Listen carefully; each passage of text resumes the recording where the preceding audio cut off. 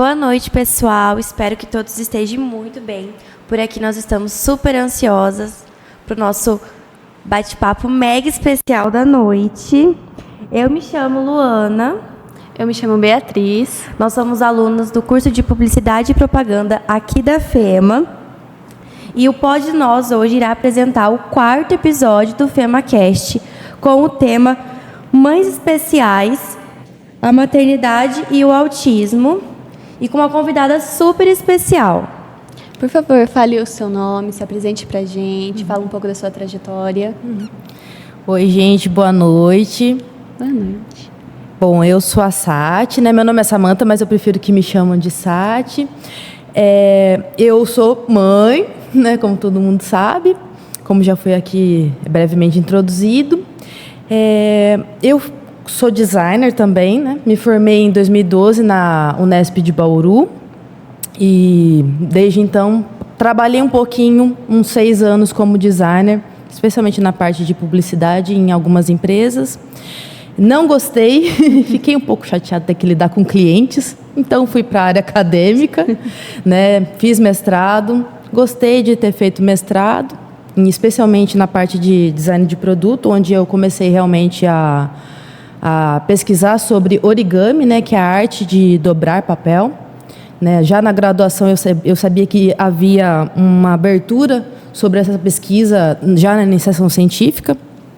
Né? Eu já tinha conseguido bolsa FAPESP na iniciação, depois eu dei prosseguimento no mestrado e depois continuei no doutorado. Então, o meu trabalho hoje é, né, sair também do doutorado, porque também a área acadêmica, especialmente a pós-graduação, é muito, muito, muito, muito difícil, especialmente mentalmente falando, em termos de saúde mental, é bem complicado. Então, eu tive que realmente terminar meu doutorado e não penso em voltar de novo para a área acadêmica, porque é bem complicado mesmo. E aí agora eu estou num novo desafio, que é trabalhar com divulgação científica, né? Já que eu estou há 12 anos pesquisando sobre o origami, mais especificamente o origami aplicado em design de produtos, em tecnologias, inovações, como um todo, já que faz tanto tempo, então, né, resolvi sair um pouco da esfera acadêmica, que é muito fechada, e já fui para a área mais geral, né? Tentar trazer isso para mais pessoas, como um todo. E faz um ano que eu estou nessa, né? Mas, assim, existem várias nomenclaturas, né? Eu posso me definir como uma divulgadora científica, mas há quem diga que eu sou desempregada, né? Porque não estou vivendo disso ainda, né? Entre empregos pode ser também, mas, né, emprego informal, né, não sei dizer, né, mas criadora de conteúdo, né, acho que a galera consegue entender melhor quando a gente fala criadora de conteúdo, é o que eu venho. É mais fácil. Tem sido o meu projeto atualmente. Muito bom. Sim. A gente vai falar um pouquinho sobre o seu filho. Consegue falar pra gente o nome dele, fazendo um favor? Então, o meu filho, né? O meu filho é o Sora, né? Sora, S-O-R-A, significa céu em japonês. Por quê, né? Que eu escolhi esse nome? Primeiro que eu gosto de nomes diferentes, né? Eu adoro nomes diferentes. E como o meu marido, né? Eu chamo ele de companheiro, Marcel. Meu companheiro Marcel, ele é neto de japoneses. Então, eu já queria que tivesse alguma coisa a ver com essa ascendência dele, né, asiática. Legal. Então, eu fui colocando uma série de nomes, né, mas eu achei mais legal, assim, aí dentre vários dos nomes japoneses que eu gostava, o Sora foi o que teve mais destaque, assim, sabe? Então, Sora significa céu em japonês. Até nas Olimpíadas, não sei se vocês acompanharam, mas teve um skatista japonês que ele ganhou algumas medalhas lá. Muito legal. Então, e eu tenho minha tatuagem aqui também, que é o nome dele aqui, ó. Oh, que bonito. E ele, inclusive, adora. Ele fala, mamãe, mamãe, o Sora é meu nome, Sora é seu nome. E essa questão do Sora é meu nome, Sora é seu nome, já tem tudo a ver com autismo. Por que tem tudo a ver com autismo, né? Porque uma das coisas que está relacionada ao autismo é a ecolalia. E a ecolalia, o que é? É quando a criança, né, o bebê, ele repete muitas e muitas vezes uma mesma palavra. Então, o SORA, por exemplo, ele tem a ecolalia muito forte. Algumas crianças têm mais, né, algumas crianças com autismo têm mais, outras têm menos, mas no SORA é bem forte, isso é bem presente. Então, quando ele começou a falar, até recentemente, então, ele está sempre repetindo o que a gente fala. Ele tem muita dificuldade. Agora que ele tem 3 anos e 9 meses, ele tem muita dificuldade de elaborar frases por si mesmo, né? Então, quando eu falo, filho, olha, é o seu nome, ele fala, é seu nome. Ele não fala, é meu nome. Ele ainda não conseguiu fazer essa transição aí de, vamos dizer, de sujeito, né? Eu, ele e tal. Mas é isso. Quando que você descobriu o diagnóstico do seu filho, que você começou a perceber? Muito recente. Desculpa, gente, é só para eu poder me situar. Beatriz, né? Beatriz. E Luana. E Luana. Luana, foi o negócio do diagnóstico do SORA, para vocês terem uma noção como que é recente. Ainda está rolando. Está rolando. Então, por quê? Porque é uma série de etapas, né? Não dá para, tipo, simplesmente ir lá e não é como, tô com gripe. Você vai lá ver como é que tá o batimento cardíaco, você vai lá e ver como é que tá a audição e tudo mais, relata os sintomas. É bem mais complicado, né? Quando nós estamos falando, né, do autismo. Mas começa porque quando a gente já faz um recorte geográfico, nós estamos falando, né, de uma cidade que não tem neuropediatra, que é Assis, não tem. Então, né, se você falar o maior problema com relação ao autismo, eu acredito que seja geral, né, mas aqui em Assis especificamente falta de profissionais, não temos.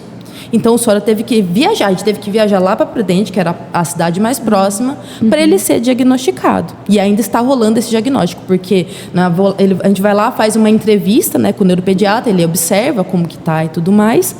Mas agora entramos com as terapias, mas ele ainda está sendo avaliado para realmente fechar 100%. Não, realmente ele é, né?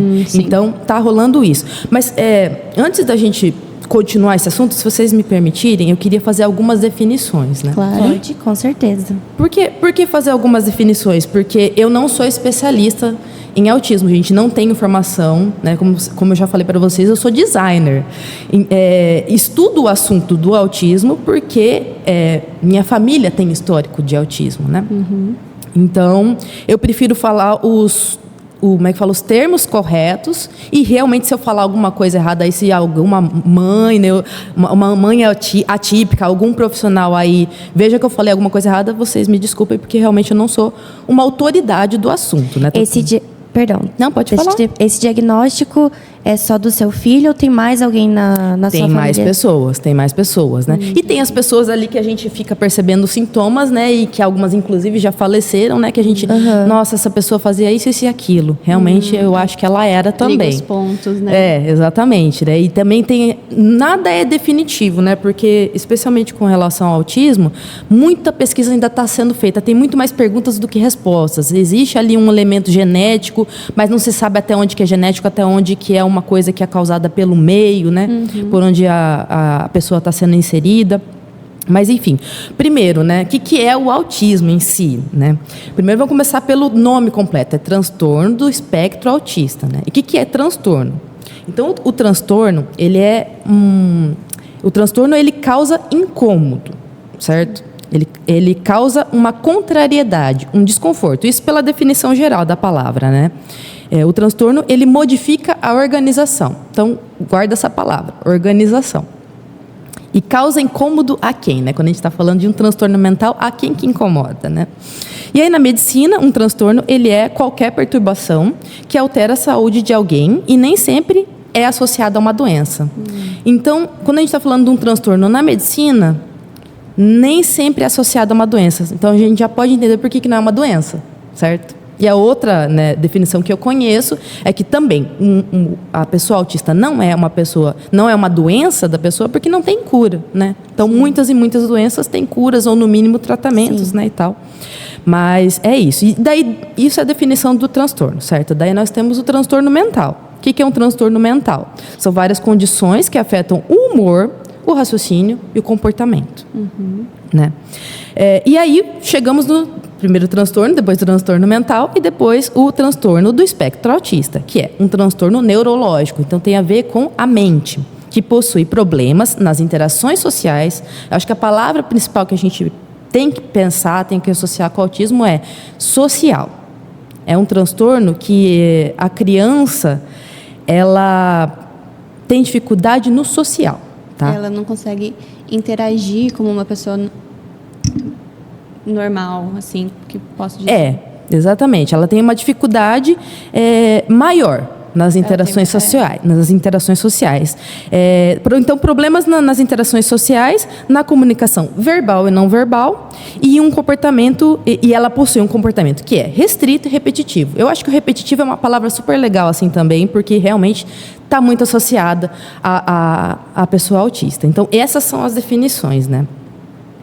Então, você percebe alguns sinais, né? Eu gosto muito de pensar assim que a gente pensa que a gente sabe sobre autismo porque está super em alta hoje em dia, né?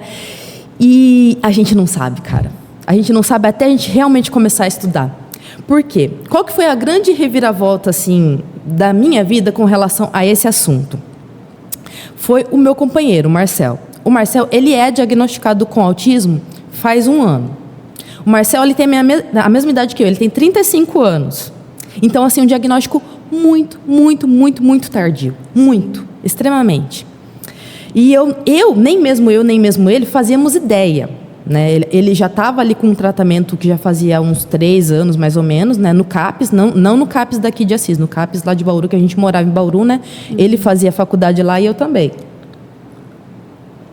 O CAPES, né, que é o Centro de Atenção Psicossocial. E aí havia várias hipóteses dos profissionais lá com ele, achavam que podia ser bipolaridade, tinha vários outros transtornos que estavam associados. E aí, quando ele veio para Assis comigo, assim que o Sorá nasceu, a gente veio para cá, né? Aí, realmente, a psiquiatra dele levantou essa hipótese. Será que não é autismo que você tem? E aí a gente foi correr atrás, né, das avaliações, especialmente no caso, se for uma criança, um neuropediatra ou um neurologista para uma pessoa adulta, certo? E também com um neuropsicólogo, que daí não é um médico, é um psicólogo voltado para essa parte de estudo. Então, quando foi confirmado o diagnóstico do Marcel, e aí foram alguns meses fazendo esses testes, são vários testes que são feitos, né? Foi, assim, um choque muito grande, tanto para mim quanto para ele. Eu fiquei... Caramba, ele é uma pessoa autista, por isso que eu falo que a gente pensa que a gente sabe do assunto, mas a gente não sabe absolutamente nada. E aí, nossa, ele é autista, mas não estou entendendo, ele não parece. Não parece autista. Até nos bastidores aqui a gente estava conversando que acho que a pior coisa que você pode falar com uma pessoa que é autista ou que tem alguém autista na família é: nossa, mas não parece. Como assim não parece, sabe? Tipo... Qual que é a ideia que você está tendo? Qual que é o símbolo de uma pessoa autista que você está tendo que está muito longe disso, né? E às vezes esse negócio de não parece, fica parecendo que é uma coisa ruim, né?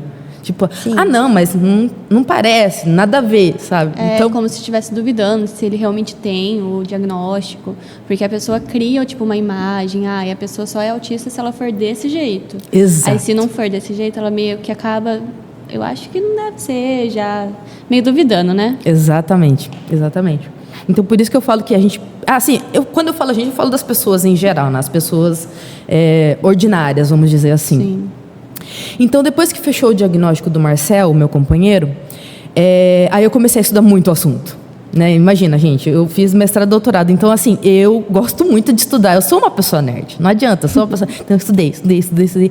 Aí, cara, daí fui vendo os termos. Né, a ecolalia, né, os STIMs, as estereotipias, né, os hiperfocos, né, outra coisa que você nunca deve falar: nossa, eu tô com hiperfoco em dirigir Mercedes, tô com hiperfoco em cubo. Gente, não falem isso, por favor. Por que não pode falar que tá com hiperfoco? E é super meme isso aí, né? Super rola aí no TikTok, no Instagram, o pessoal, assim, usa mesmo de piada. Por que não é legal fazer isso? Né, vamos dizer que é o equivalente a uma piada racista, para vocês terem uma noção. Porque o hiperfoco nas pessoas autistas é muito um lugar de sofrimento. Você entendeu? Às vezes vamos dizer assim, por exemplo, meu filho ama carrinho.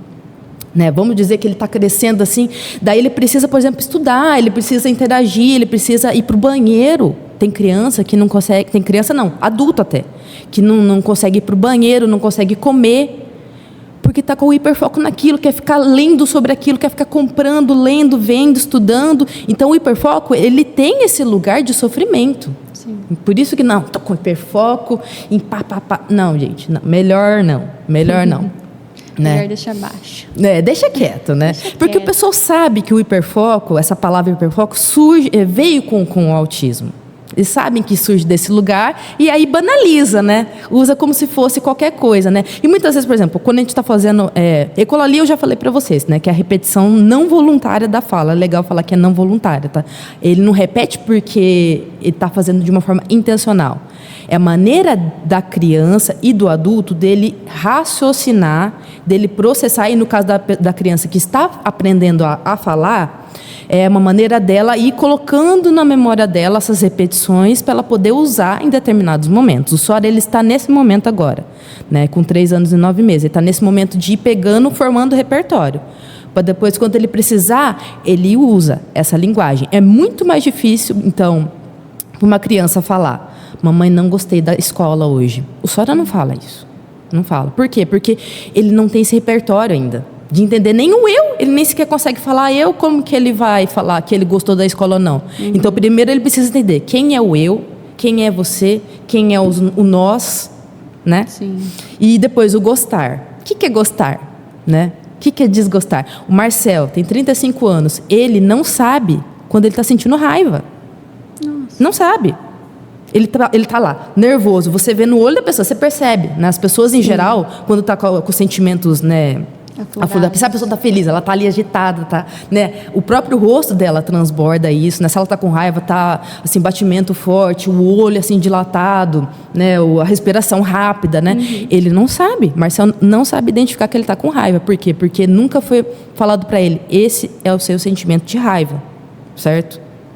Então isso é uma característica das pessoas autistas. Elas não sabem o que elas estão sentindo. A gente precisa dar o nome para elas. E aí que é legal como é que fala, vamos dizer assim, o diagnóstico o quanto antes.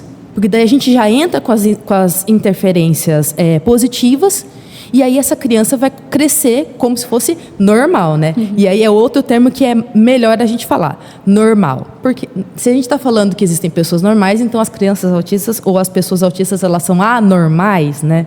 Então o termo mais legal é neurotípica, que somos nós aqui, né? Pessoas que conseguem conversar, que não tem uma deficiência de linguagem, que sabe que quando está com frio, está com frio, que sabe que quando está com calor, está calor, que sabe quando ir ao banheiro, né? E as neurotípicas, as normais, entre muitas aspas, e as pessoas autistas, que são as pessoas neurodiversas, né? O diverso é legal porque é diferente, né? Então é diferente nesse sentido. Você comentou que o Sora, ele não está com diagnóstico, né, definido. Exatamente. Mas você, como mãe, nessa fase, você está vendo qual a maior dificuldade na criação dele, né? Porque ele não está com diagnóstico definido, mas ele é uma criança autista, então tem uma certa dificuldade na criação, né? Porque tem que ser criado de uma maneira diferente. Aí é que tá. Tem e não tem. Porque assim, vamos dizer, a maior dificuldade que eu diria não é com o Sora, eu diria. A maior dificuldade que a gente tem é a questão da falta de profissional, realmente. Por quê? Nas escolas também, né? Nas escolas. Principalmente nas escolas, acho que os professores também não têm uma preparação Não específica para esse tipo Não de... tem, nem tem como eles terem uma formação assim, porque os professores, eles estão cansados, cara. Eles têm que lidar com... Por exemplo, o Sora está numa escola pública, aqui em Assis. A professora, ela tem que cuidar de 26 crianças da idade do Sora. E também ela tem que trocar fralda, ela tem que... Muitas vão ao banheiro sozinhas, né? Ou com a professora levando, tem que limpar. Então, tem essas necessidades fisiológicas, mas também tem que fazer atividade. Ao mesmo tempo, tem as burocracias do Estado, que tem que ir lá e bater ponto e fazer permanência. Então, assim, e aí, dentro da escola, o que é o mais importante, que é o que eu estou correndo atrás agora? O professor auxiliar. O professor ali, que fica ali junto com a criança. E aí, desde o início, que o Sora começou a entrar na escola, ele entrou na escola esse ano, com 3 anos. Desde o início eu já percebia isso. Por isso que a gente vê os sinais. Quando a gente começa a estudar um pouquinho, nem estudar, gente, só ver uns vídeos no TikTok, vocês já começam a perceber, né? Quais são os sinais, assim, né? Do desenvolvimento da criança que estão atrasados. A terapeuta do Sora, que é a terapeuta ocupacional, a Thelma, ela falou um negócio que eu achei muito legal. Ela falou assim, que quando a gente está falando de desenvolvimento da criança, e aí você sabe que a criança ela é autista, você está falando de atraso. E é realmente isso. Ou seja, o Sora, ele vai falar como uma pessoa normal quando ele for adulto. Ele vai falar, ele vai no banheiro, ele vai conversar, ele vai namorar, certo? Ele vai fazer tudo que uma pessoa... não vou usar o normal, uma pessoa neurotípica faz. Sim.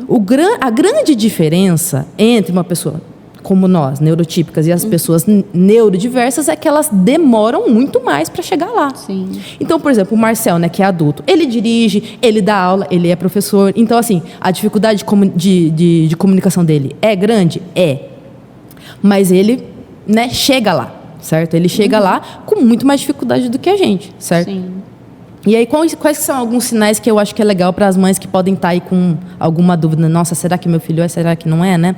Eu acho que é legal dar uma olhada aí nos vídeos. Tem muito vídeo bom no TikTok, no Instagram, no YouTube. Tem muito profissional bom que está lá, sabe? Falando de toda essa questão dos marcos, né? Vamos dizer, os marcos do desenvolvimento. Sim. Então, né, autismo tem a ver com o atraso.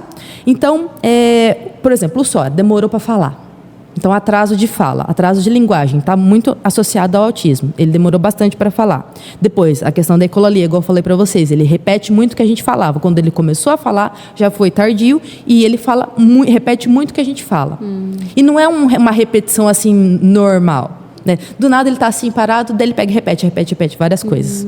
Daqui a pouco, às vezes ele está dormindo, gente. Dormindo, ele pega e fala as coisas que ele ouve, assim. E aí outras coisas legais, né?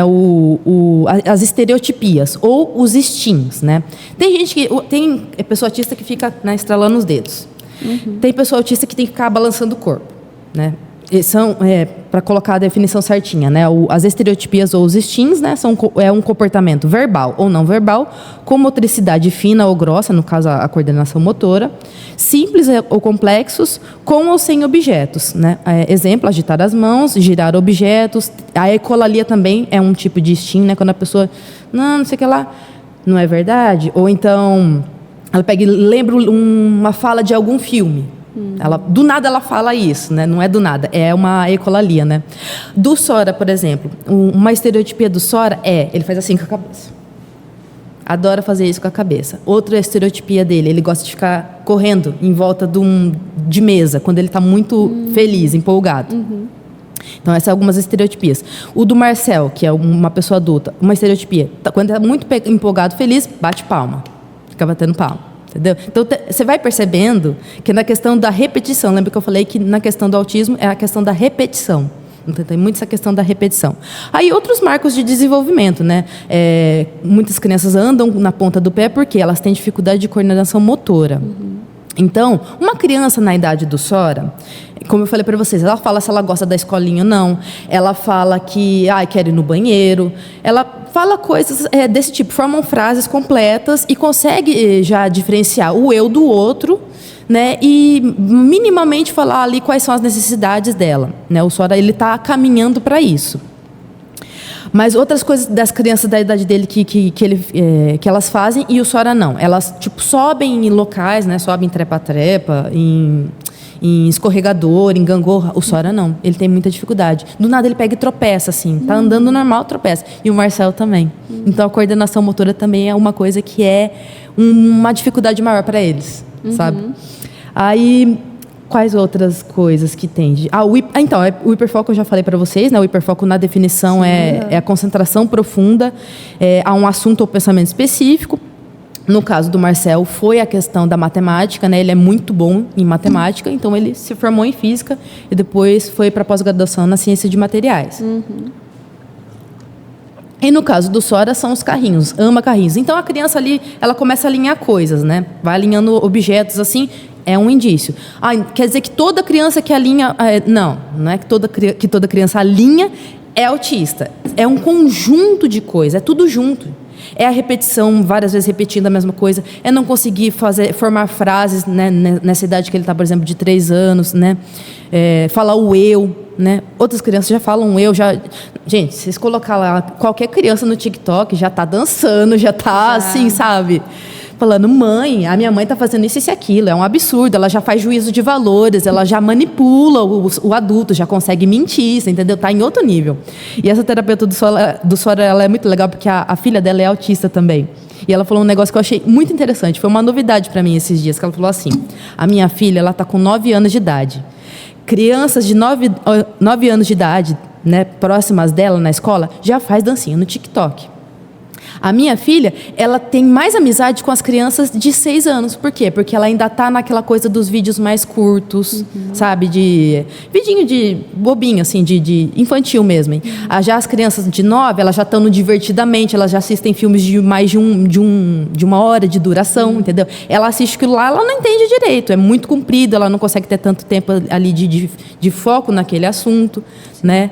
Nesse tipo de entretenimento. Então, e tudo bem, sabe? Tudo bem, ela é uma criança de 9 anos e ela gosta de conviver com crianças de 6 anos porque o desenvolvimento dela está mais próximo dessas crianças de 6 anos. A questão do atraso, de novo. Entendeu? Então, é muito interessante por conta disso. E aí, é uma coisa que eu acho interessante no Sora, no caso. Ele gosta muito de crianças maiores que ele. Crianças menores, ele meio que ignora, assim, ele não gosta. Eu acho que é porque ele gosta de um desafio, assim. Ele vai observando as crianças maiores e ele tem como se diz, um exemplo, sabe? Tem um exemplo do que ele precisa fazer, vamos dizer assim. Então, logo no primeiro dia, primeira semana ali de escola, eu já percebi isso.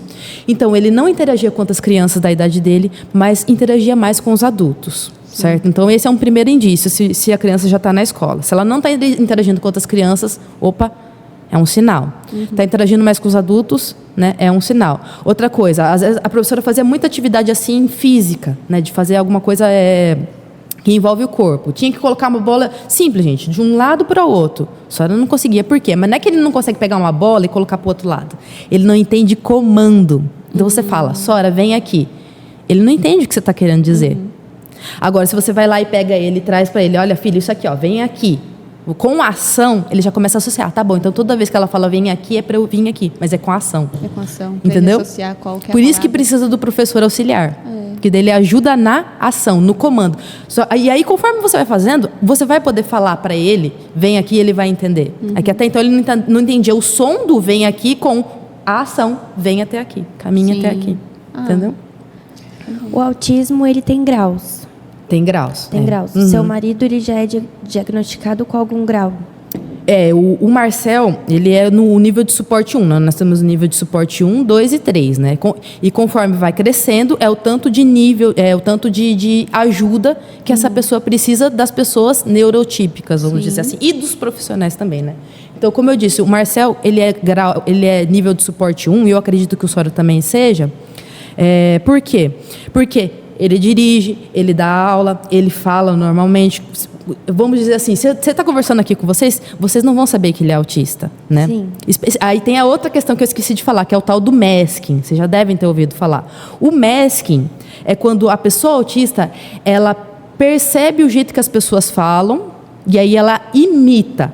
É uma coisa que é meio que construída na cabeça dela de uma forma não natural. Então, vamos supor que vocês fazem uma piada e vocês começam a rir. A pessoa autista não vai entender a piada, né? Mas ela vai rir, porque, tá todo mundo rindo, eu vou rir também.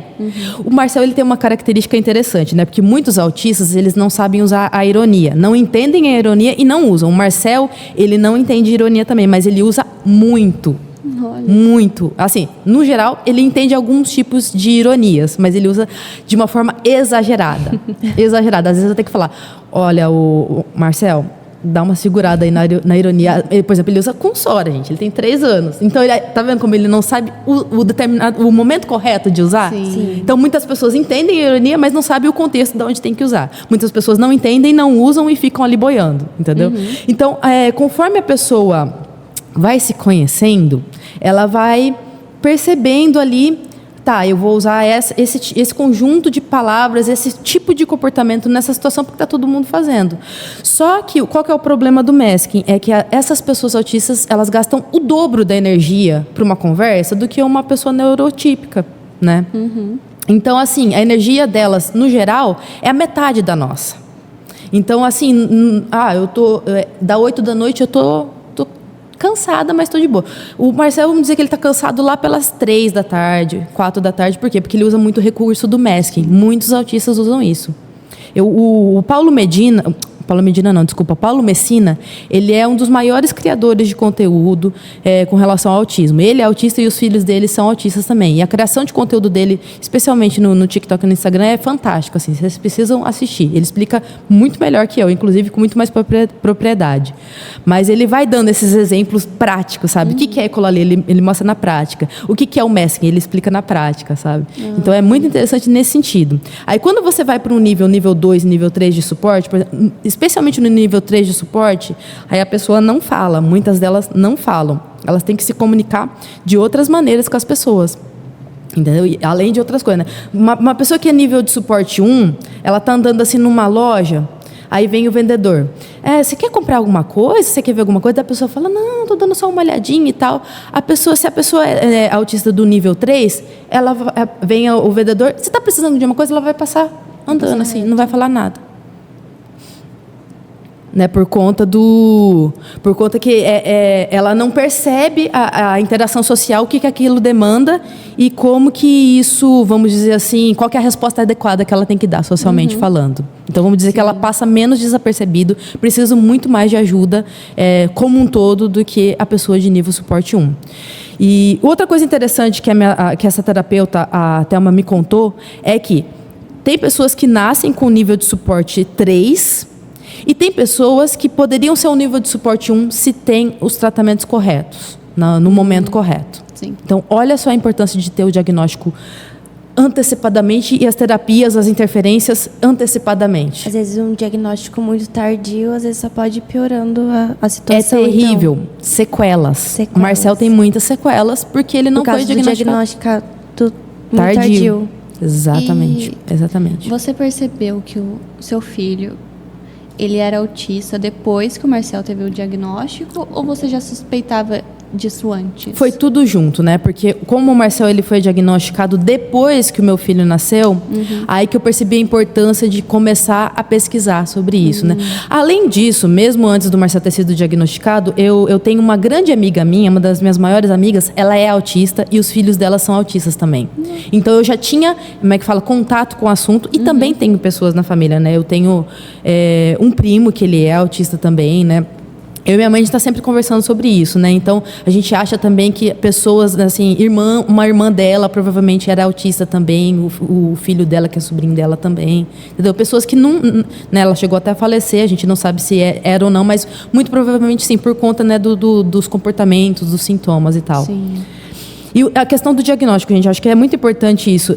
Eu vejo muito relato de mãe que corre de diagnóstico. Não, tá tudo certo, uma hora ele vai chegar no marco de desenvolvimento e tal. Eu acho que a gente não pode ter medo do diagnóstico. O diagnóstico, ele liberta. A minha relação com o Marcel, como meu companheiro, assim, melhorou 500% depois do diagnóstico. Porque daí ele entendeu, ok, isso que eu fazia, isso que eu sentia, não era um negócio de outro mundo. O nome às coisas, você entendeu? Dá um nome às coisas, a pessoa começa a entender, começa a se conhecer. Por que ele fazia algumas coisas, né? Sim, várias coisas, né? Então, por exemplo, né, vou dar um exemplo meu assim, né? Vamos supor que eu fazia 4 atividades, né, tarefas domésticas, e ele tinha que fazer 4 tarefas domésticas. E quando ele não fazia, eu ficava, nossa, mas ele está com preguiça, né? Eu e ele trabalhamos, por que ele não está fazendo? E aí eu fui entendendo que a energia dele é menor que a minha. Que o gasto dele social é muito maior que o meu. Que, assim, inclusive, outras coisas que eu acho interessante do espectro autista. Tem autistas que não sentem frio nem calor. E por exemplo, o Marcel, ele não sente frio. Pode estar um frio de rachar, ele não põe blusa de frio. Muitos não sentem fome. Ele também não sente. Não quer dizer que o corpo não precise da comida, vocês entenderam? Ele não consegue entender que, beleza, meu estômago está assim, eu tenho que comer. Às vezes tem que lembrar, Marcel, vamos comer. Entendeu? Sim. Marcel, vamos pôr uma blusa, tá frio. Sabe? Então, isso também é de algumas pessoas do espectro autista. Espectro por quê? Porque é muito grande, gente. Pode ter muitas coisas que tá numa pessoa que nunca vai estar em outra, e mesmo assim as duas são autistas, se estão ali dentro do diagnóstico. Então, o diagnóstico, ele liberta, porque daí a gente entende. Ufa, ok, então isso é do espectro autista, ela não está fazendo corpo mole. Sim. Tá, ela não um evento social, ela não foi nesse evento porque ela não gosta de mim, porque ela não se importa, não. Tem ali a ver com gasto energético, tem a ver com rotina, né? Pessoas autistas precisam da rotina, precisam ali de tudo certinho. Se você pega e faz alguma coisa de improviso, já ferra com o cérebro delas, você entendeu? Então, eu preciso falar para as pessoas, não tenham medo de tentar, como é que fala? Se você está com alguma suspeita, não tenha medo de correr atrás do diagnóstico, porque realmente é libertador, a qualidade de vida melhora infinitamente depois disso. Você, por ser mãe, né, companheira, você usou o termo neuroatípica, né? Mãe atípica. Mãe atípica. Mãe atípica, exatamente. E companheira também, né? Uhum. Você já abriu mão de algum sonho, algum desejo seu, né, como mulher e profissional, né, até também por você ser tão jovem, assim, você já abriu mão de algum sonho? De alguma coisa? Isso. Ou você consegue manusear os dois lados ali? Olha, gente, quando a gente está falando de mãe, né, ser mãe, eu vou falar uma coisa que eu acho que pode chocar um pouco as pessoas, né, mas, enfim, é a realidade, né. Quando a gente decide ser mãe, quando a gente decide ter filho, a gente já abre mão de muita coisa. A gente está propensa ao maior número de violências possíveis, de todas as formas possíveis. As mães e as crianças são as pessoas que mais são violentadas de todas as formas possíveis no Brasil. Sim. Entendeu? E eu fui perceber isso na pele. Porque, assim, eu queria ter o Sora, né? Foi uma gravidez mais ou menos planejada. Eu conversei com o Marcel, a gente estava num momento bom financeiramente, psicologicamente, tudo mais. Mas eu já percebi na questão do parto. A violência já começa no parto. Você pensa pensa alguma coisa, os médicos já têm o domínio sobre o seu corpo, você não tem nada a dizer sobre isso. Sim. Então, a violência já começa no parto, a violência já começa na amamentação, a violência começa, já se inicia ali na questão de você querer fazer uma criação com ciência, com apego, com respeito à individualidade da criança, que a criança, ela não vamos dizer assim, um boneco que você vai lá, não, você vai fazer isso, você vai fazer aquilo, e é isso, e acabou, né? Tudo que eu faço com o Sora, eu estou sempre frisando isso com as pessoas que estão ao meu redor. Eu não faço por acidente. Eu faço porque eu pesquisei pra caramba, né? Eu sou uma cientista, então eu pesquiso muito. Então, assim, quando eu vou, né? Vamos dizer assim, quando eu vou num pediatra, e tá difícil achar pediatra bom aqui em Assis. Pediatra bom que eu falo, pediatra pautado na ciência. E aí esse pediatra fala, não, tá tudo bem, você dá chupeta, você dá fórmula, não vai interferir na sua amamentação. Essa é uma pessoa que pode até ter a formação, pode até ter o CRM lá, mas faz muito tempo que não lê um artigo, faz muito tempo que não pesquisa sobre os dados atuais. Sim. Assim, na época da minha mãe, que ela me teve, né, eu sou uma millennial, sou dos anos 90, era normal ter uma introdução alimentar aos 3 meses de idade. Hoje em dia a gente sabe que tem, né, os sinais de prontidão, que tem que ser depois dos 6 meses, mesmo com os sinais de prontidão.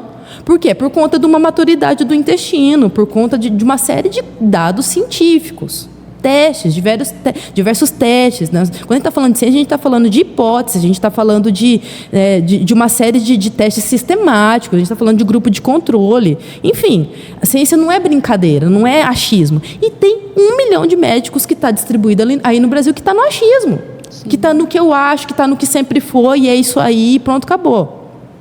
Então, a violência começa na saúde e é especialmente focado nas mães e nas crianças. Sim. Então, assim, quem quiser ser mãe, vai ter que ser muito casca grossa para lidar com todo tipo de violência possível. Sim. Entendeu? Então, já não é só uma questão da mãe que é atípica, né? No caso, mãe atípica é toda mãe que tem uma criança com deficiência, tá? Na definição que a gente encontra aí, por aí, né?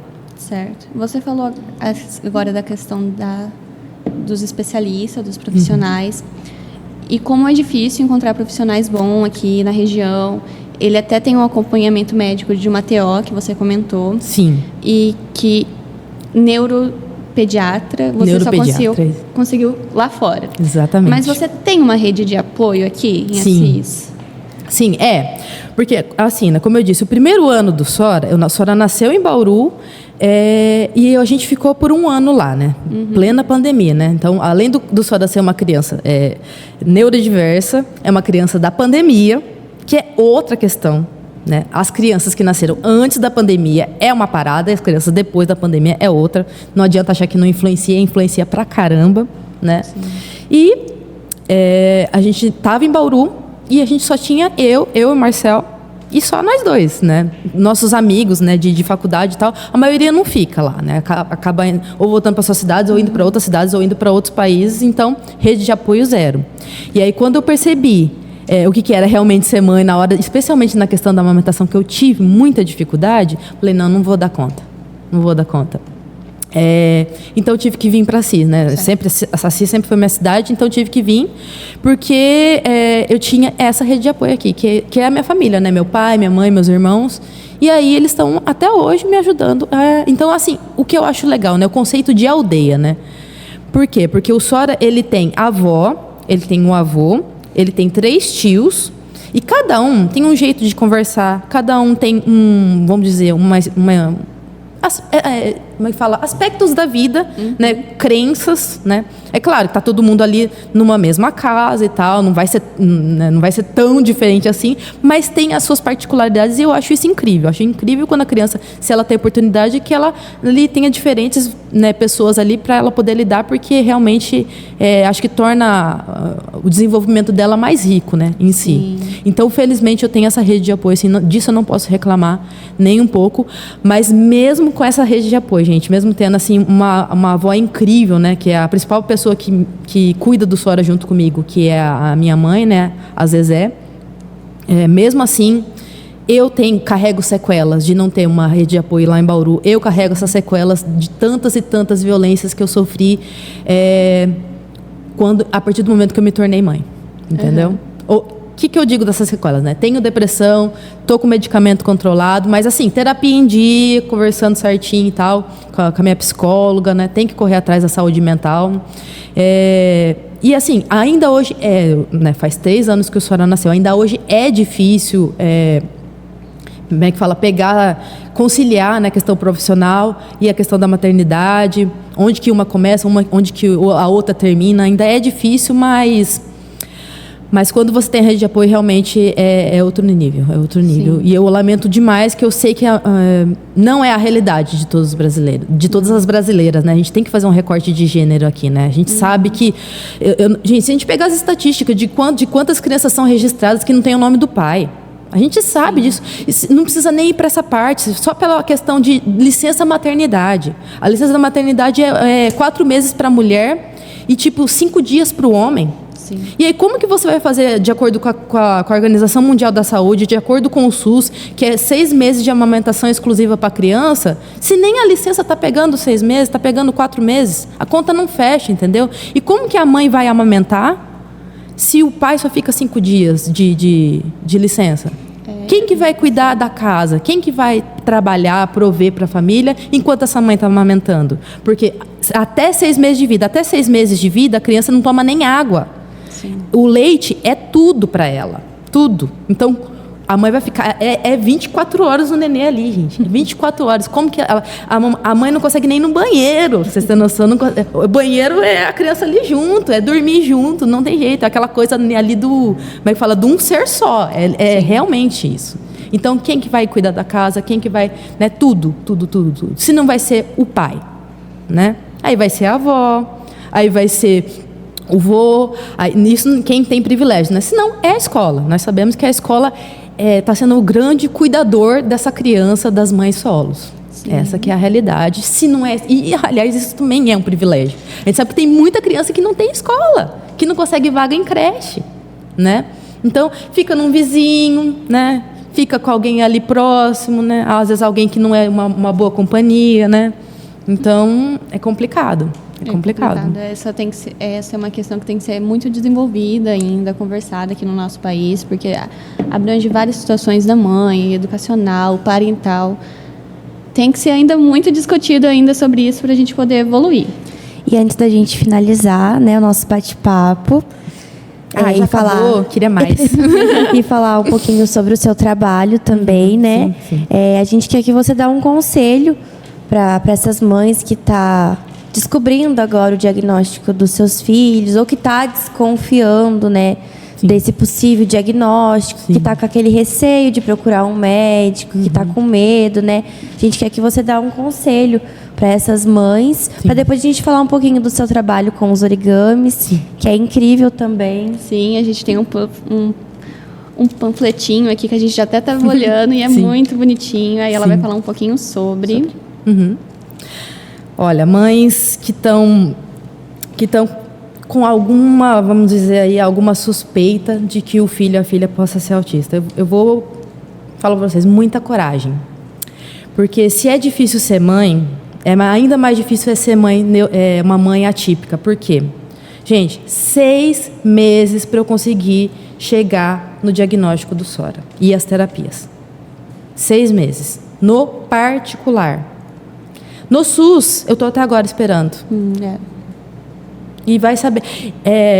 A minha psiquiatra, ela não é de Assis também, porque não tem psiquiatra em Assis, tá? Não tem também. Né?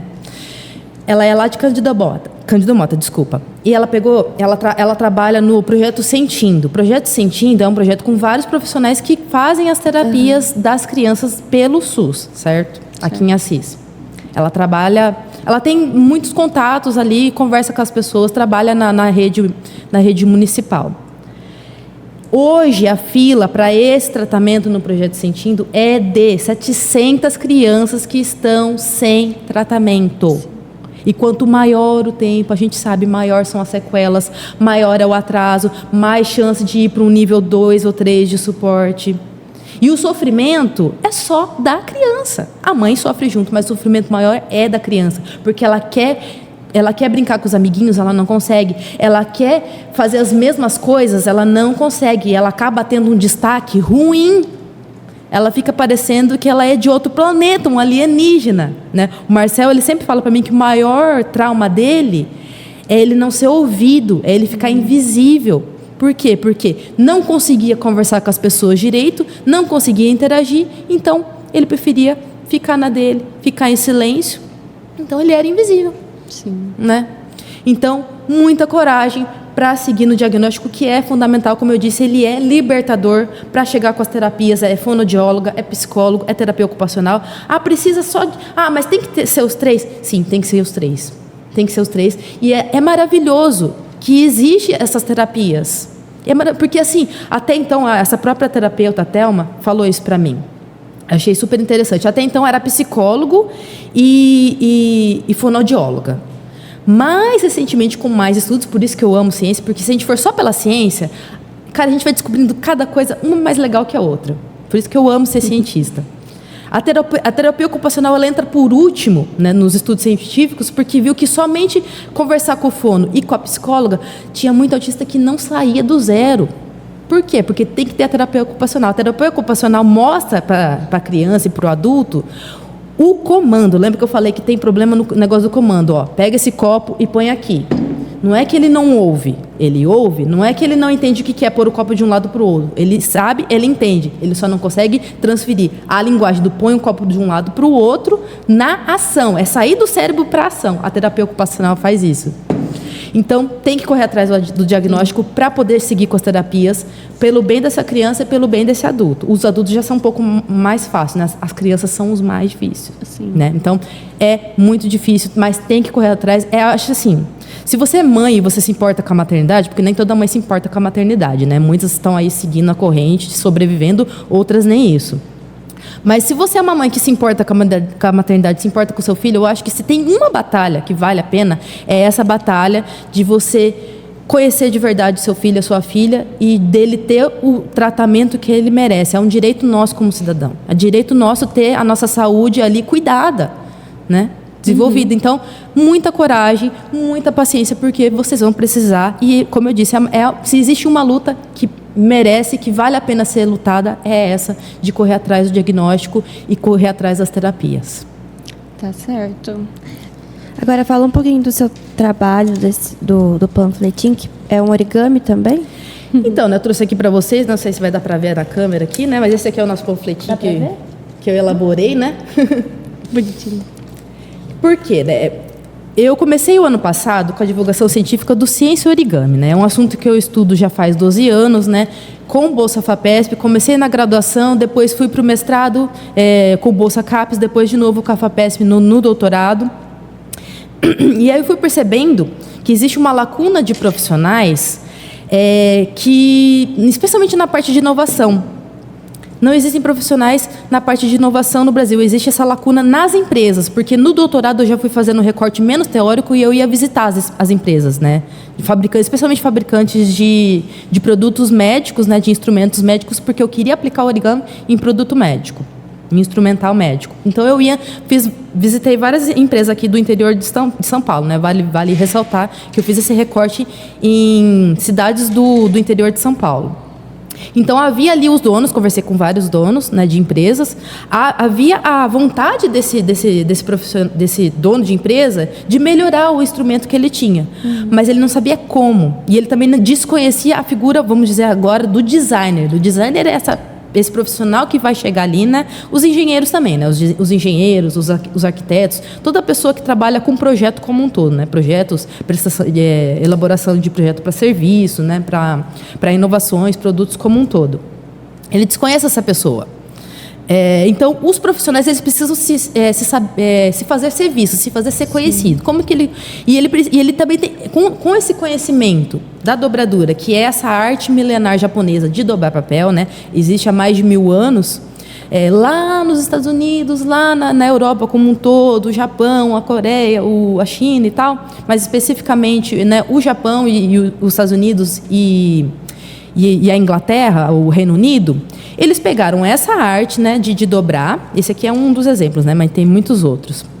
Esse aqui, no caso, é o padrão Waterbomb. Então, os padrões de dobras já têm vários nomes. Lá fora, já é falado há mais de 40 anos. Essas tecnologias são aplicadas em engenharia espacial, em engenharia de alimentos, em prestação de serviço do tipo design de produtos, bolsa, cadeira, né, design de móveis, mobiliário como um todo, em arquitetura mimética, que se modifica conforme o tempo, né, onde está inserido, né, aquele prédio, aquela edificação. E desenvolvimento de vacinas, por incrível que pareça, com o DNA origami, né? É um assunto que eu falo muito no meu canal. Então, eu falo muito dessas tecnologias no Ciência Origami, né? Que eu estou trabalhando agora especificamente no criação de conteúdo para o YouTube, para o Instagram e para o TikTok. Então, quem quiser aprender mais sobre isso vai estar nessas 3 redes sociais especificamente. Mas esses assuntos são tratados, vamos dizer, de uma forma mais, assim, de curiosidade, né? Uma linguagem mais informal, para a pessoa poder conhecer o assunto. Mas se ela quiser realmente aprender as técnicas, os métodos científicos e projetuais de mercado também, aí vem o curso Inopori, né? O curso Inopori, que significa Inovação em Produtos com Origami, que são essas aulas específicas online que eu dou para as pessoas, né? Pela plataforma QIFI, que é parecida com a Hotmart. Quem tem conhecimento, acho que a Hotmart é a maior. A minha está pelo QIFI, mas a assinatura, assim, ela vamos dizer, você pode assinar um mês ou outro mês cancelar, não tem problema. E, por enquanto, 5 aulas no módulo básico, onde eu ensino, falo um pouquinho mais dessas técnicas, desses métodos, um pouquinho da história do origami também e tal. Quem quer esse conhecimento um pouco mais específico e, vamos dizer, esses macetes para já estar aqui, especialmente para quem já está dentro da indústria, para quem já está dentro ali vamos dizer, do chão de fábrica, é muito útil por conta do meu doutorado, porque eu percebi essa lacuna de profissionais lá entendeu? Sim. Então, é o que eu estou trabalhando agora, é o meu ikigai, né? Em japonês a gente fala ikigai, que é o seu objetivo de vida, vamos dizer assim, né? Tem sido esse. Então, né, além de mãe, né, eu sou uma profissional que estima pela ciência, como eu já disse para vocês, né? E quando eu descobri na graduação que esse hobby que eu tinha desde os 15 anos, que era fazer origami, que era dobrar papel, aviãozinhos de papel, né? Barquinhos de papel, né, tsuruzinhos, né, aquelas garças e tudo mais. Quando eu descobri que esse meu hobby, ele podia ser um instrumento de ciência, que isso já era feito há 40 anos lá fora, e que já tinha 1 milhão de coisas que já dava para ser pesquisado, e que ninguém falava disso aqui, cara, eu falava, uau, quero pesquisar mais. E quanto mais eu pesquisava, mais eu gostava, e tem sido assim desde até então. Aí as pessoas vêm e perguntam para mim, cara, dá para aplicar em qualquer coisa? Sim, em qualquer coisa.